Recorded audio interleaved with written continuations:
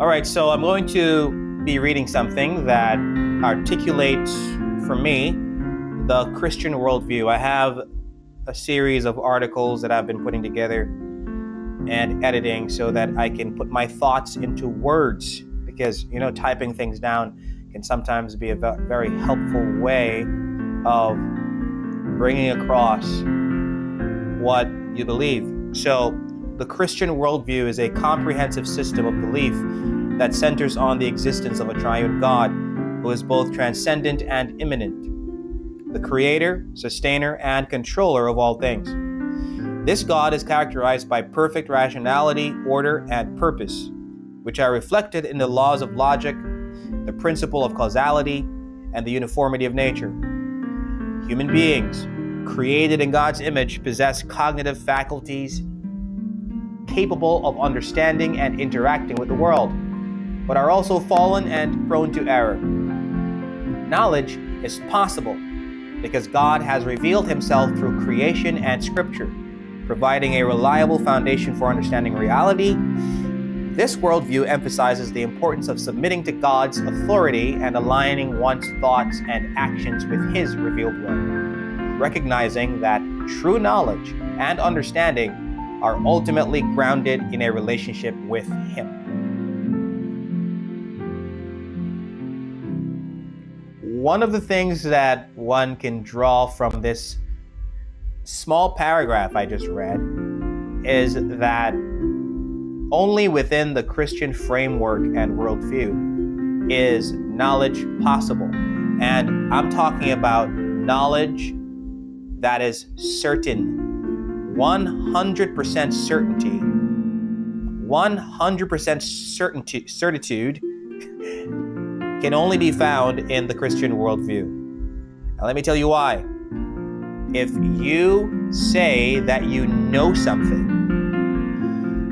but your basis for knowing is not grounded in the Christian worldview, then you are relying on a source of knowledge that is incomplete or insufficient.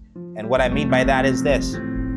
You could learn something tomorrow, or that knowledge could increase tomorrow and invalidate everything that you claim to know now. You could learn something new tomorrow and it invalidates what you know now. So you have an incomplete framework or insufficient framework for your grounding of knowledge. The next section I want to read from my articles, universals and particulars. In the universe and reality, particulars are individual concrete entities, while universals are abstract concepts, classes, or kinds that encompass and unite these particulars. Empiricism struggles with universals because it prioritizes the concrete, making it difficult to account for the unifying principles that allow us to categorize and understand individual things as belonging to a broader class or kind. The next section I want to read is entitled Unity and Diversity. Unity and diversity, in the context of Christianity, represents a fundamental tension in philosophical thought where rationalism seeks an overarching unity that can explain all of reality, while empiricism overemphasizes the diversity of individual experiences, and both struggle to reconcile these aspects without collapsing into either an artificial coherence or a fragmented skepticism. Empiricism emphasizes particulars and diversity, but struggles to account for universals and unity. People who are philosophical empiricists, in that they think knowledge is ultimately grounded in that which you can see, that which you can hear, that which you can feel, they cannot account for universal abstract concepts because in their worldview, those things don't exist. Those things don't exist. Those things are not real.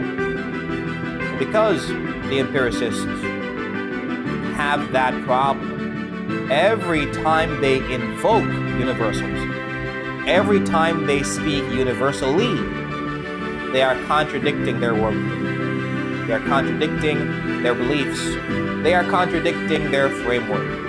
And they always do. That is what you call a performative contradiction. The rationalist emphasizes universals and unity, but struggles to account for particulars and diversity. Universals and unity can be seen as concepts. The rationalist only accounts for these concepts without having a framework for connecting them to the particulars. Here is why rationalism fails. Rationalism struggles to account for unity and diversity because it emphasizes on abstract reason and universal principles.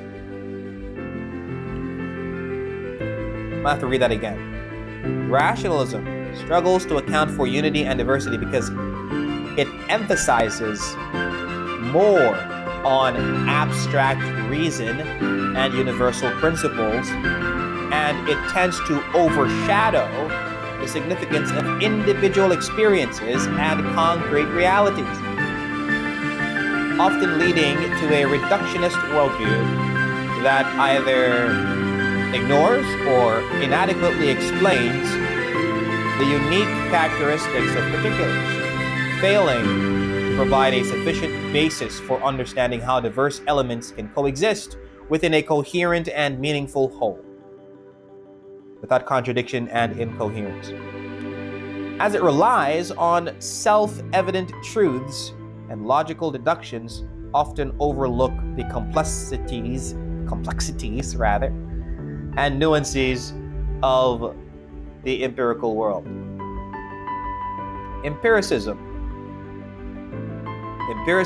fails and falters in accounting for unity and diversity due to its focus on sensory experience as the primary source of knowledge, which leads to a fragmented view of reality, where individual perceptions are disconnected and lack inherent coherence, making it difficult to establish overarching principles or unifying concepts that can explain the interconnectedness of diverse phenomena, as it emphasizes more on particulars and often undermines the possibility of discovering universal truths or a cohesive worldview that integrates the multiplicity of experiences into a meaningful whole. I am going to show you now how Christianity, the God of Christianity, accounts for universals and particulars and diversity and unity. The Christian worldview reconciles universals and particulars through the doctrine of the Trinity, where God exists as a unified being in three distinct persons, thereby providing a framework for understanding how abstract concepts, universals, and concrete realities, particulars, can coexist and be grounded in a single ultimate source, which with God's character and attributes serving as the foundation for both the overarching principles governing the universe and the unique existence of everything created, or every created thing. How does the God of Christianity account for unity and diversity? Christianity addresses unity and diversity through the concept of God as both transcendent and immanent. His transcendence establishes a unified, overarching order and purpose for creation. That's unity. While his immanence allows for the unique expression and value of each individual element within that creation. That is diversity. Reflecting his divine attributes and care for every aspect of existence, all stemming from the unified nature of the triune God. This is seen perfectly in Calvinism. God's control over all things is often understood through the lens of his sovereignty, which is rooted in both his transcendence and immanence. I'm going to cut this off now. I think that's enough reading for the night. Wait, I'm going to... one more. If X, therefore Y. Transcendental argument. Here we go. If X, therefore Y, because X is the precondition for Y, encapsulates the core structure of a transcendental argument, where Y represents a phenomenon, experience, or capacity, and X signifies the necessary ground or precondition that makes Y possible. This isn't merely a causal relationship, but a foundational dependency. Y cannot exist or be understood without X already being in place. The argument then proceeds to demonstrate that without X, Y becomes unintelligible or impossible, thereby establishing X as a transcendental condition that makes, or that rather must be, presupposed in order to account for Y. I'm going to use this transcendental argument for the existence of knowledge. If knowledge exists, then God exists, because God is the precondition for knowledge. This represents a concise articulation of the transcendental argument for God's existence, asserting that the very possibility of knowledge hinges upon the presupposition of God. This argument contends that fundamental aspects of knowledge, such as the reliability of cognitive faculties, the existence of logical laws, and the uniformity of nature, cannot be coherently justified or rendered intelligible without positing God as their ultimate ground and guarantor. Without God, these elements become arbitrary and contingent, undermining the foundation upon which knowledge is built. Therefore, the existence of knowledge itself serves as evidence for the existence of God, as God is the necessary condition that makes knowledge possible in the first place. So, I think that this would be my best argument for God's existence. If X, therefore Y, because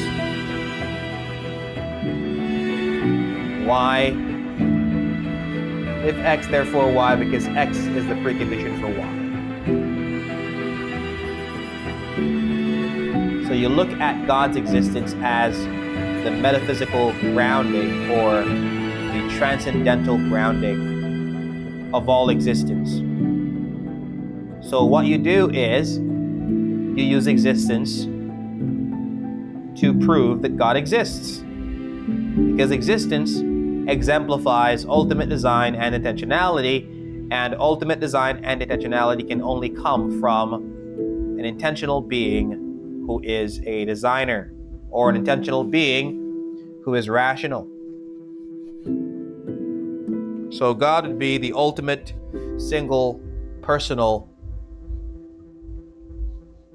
perfect first causal principle that underlies and grounds all of existence. And if somebody says that God does not exist, then they would have to tell us what the alternative is. What is the alternative that causes existence, that governs existence, that actualizes existence? As a source of consciousness, rationality, and logic.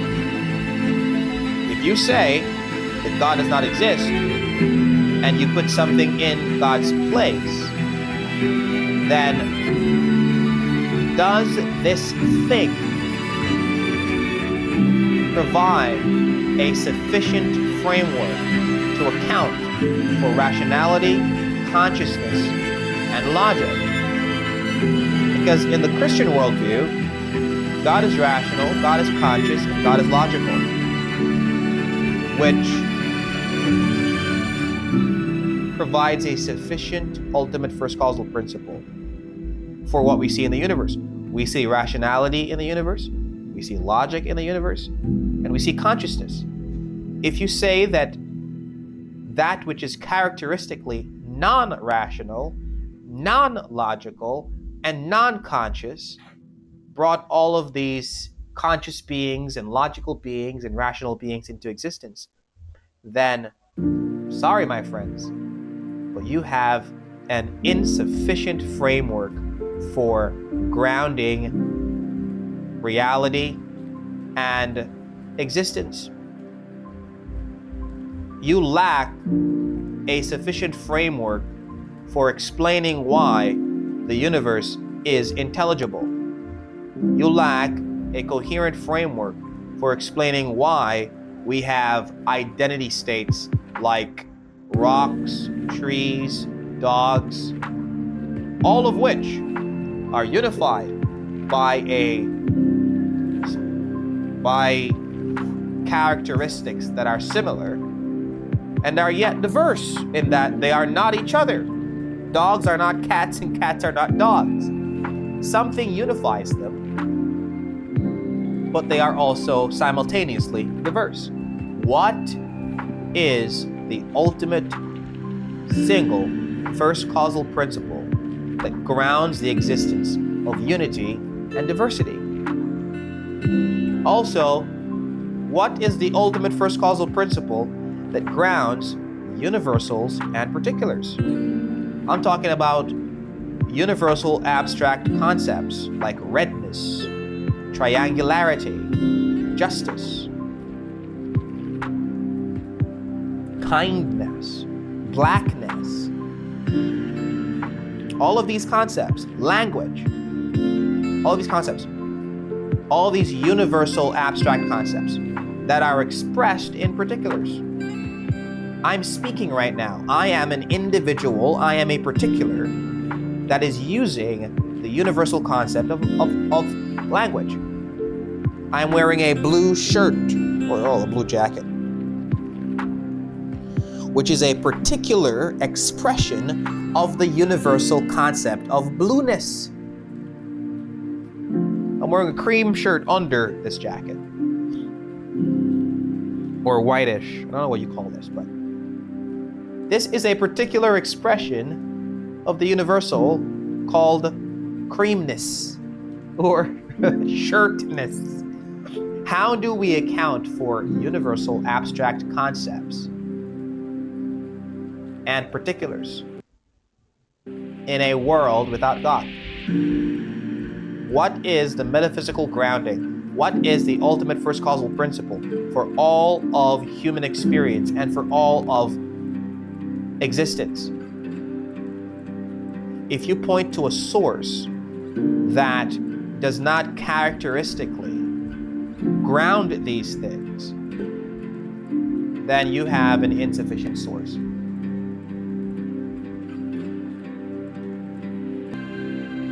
All right, I'm gonna close the video here and await the responses on YouTube from all of the people who don't merely lack belief in God, but rather reject the existence of God, because lacking a belief is a passive position.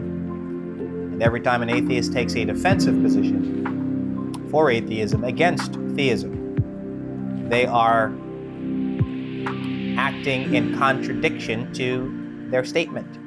Because to say that you lack belief in God is to say that you are undecided and that you are passive. It means you're open. But that's dishonest, guys. That is just dishonest. You are not somebody who lacks belief in God. You explicitly or implicitly deny the existence of God. Atheism is the only word in the English dictionary that is used to label a group of people who reject the existence of God. There's no such thing as a lack of belief in God. Either you reject his existence or you you reject his existence or you accept that he exists. There's only two options. Let me cut this off here. See you guys on the next one on YouTube.